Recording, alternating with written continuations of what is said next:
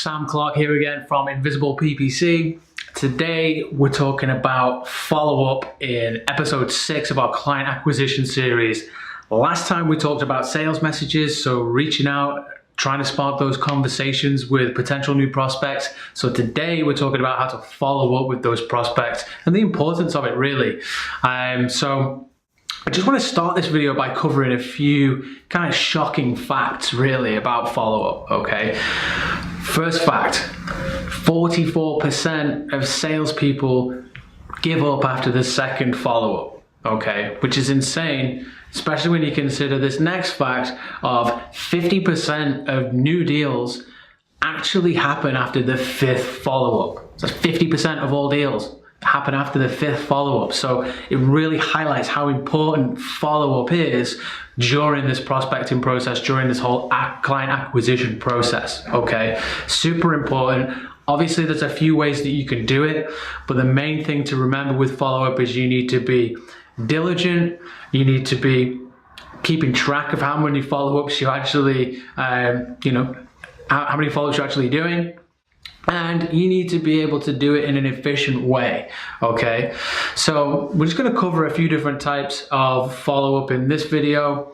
Hope this helps. Let's jump into it. Okay, so point number 1, we've got a manual follow-up, okay? So if you don't have any CRM systems or if you don't have any kind of automation systems, you might just be following up with prospects manually if you're just starting out. So whether you're using, a calendar like Google Calendar, or whether you're using a free task management system like Trello, however you're keeping track of it, once you've had an initial conversation with a prospect, you obviously want to be manually setting reminders for yourself to follow up with them in a regular way. So whether it's weekly, bi-weekly, depending on what you've said in the actual conversation, you obviously want to be setting those tasks so that you can follow up with the prospect diligently. The cons of this method are it all relies on you to remember to organize and prioritize follow-ups over other tasks. One of the things that we see, and we've all been guilty of, me myself included, is that follow-up tasks just fall straight to the bottom of the priority pile.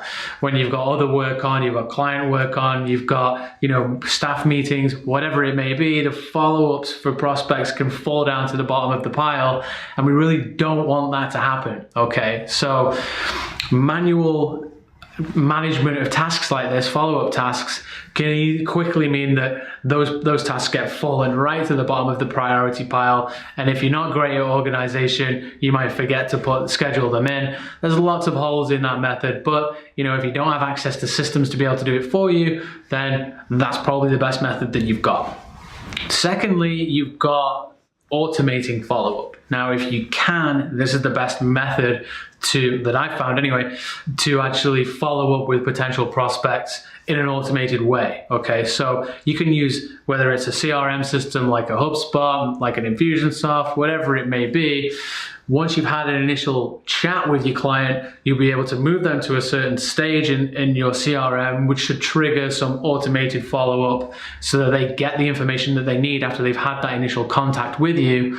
And hopefully you can prompt them to reach back out to you, at which point you can jump on the next call and hopefully close the deal. You can use other systems like Reply.io or a Quick Mail or Mailshake, which will actually link up to your email account and send those emails directly from your email account as well. That's another great way to follow up diligently and automatically with a potential prospect.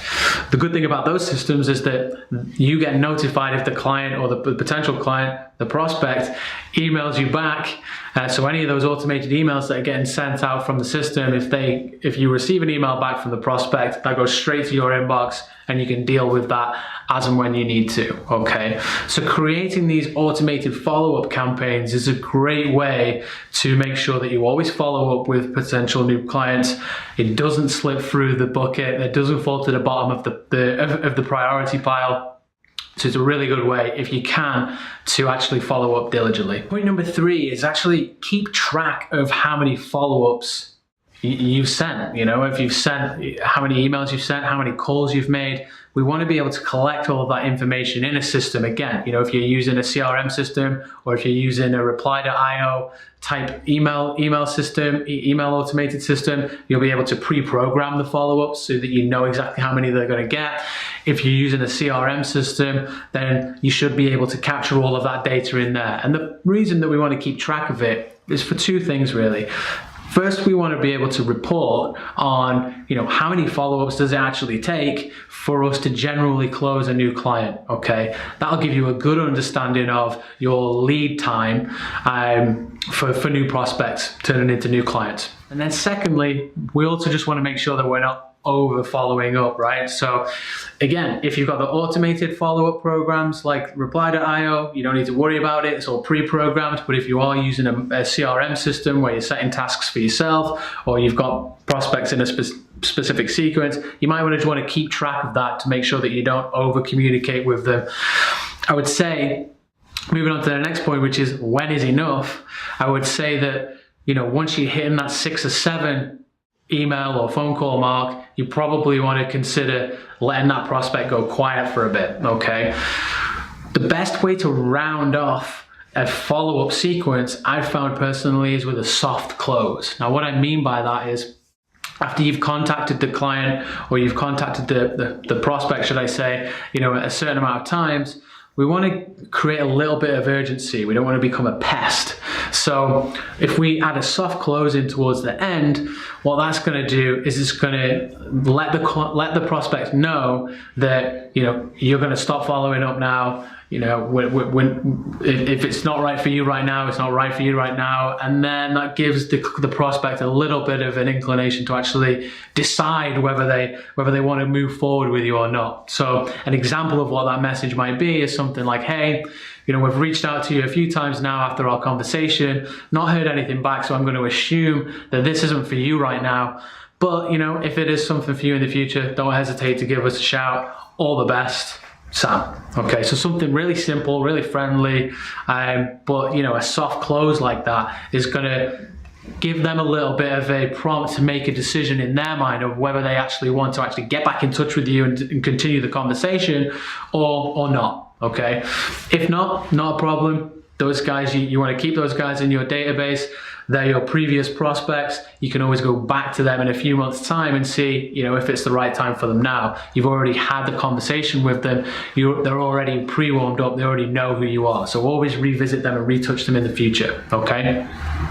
So that's kind of it for this video, really. Just wanted to go through a few methods of follow-up, what you can do, what I would advise that you do, what I've seen work well. I hope you found this video useful. If you have, please do give us a like. Drop any comments or questions in the comments below, and obviously subscribe if you want to be notified when we release next week's video. I hope you've enjoyed this. Thanks for watching. Sam Clark here at InvisiblePPC. Bye for now.